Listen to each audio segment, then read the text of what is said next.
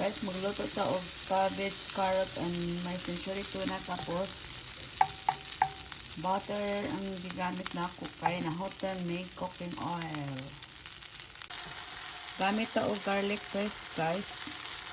Wala man nahotdan ni og garlic na buo.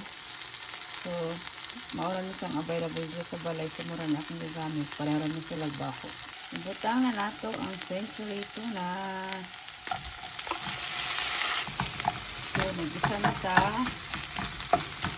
carrots. Tapos later on, ibutang na nato ang cabbage.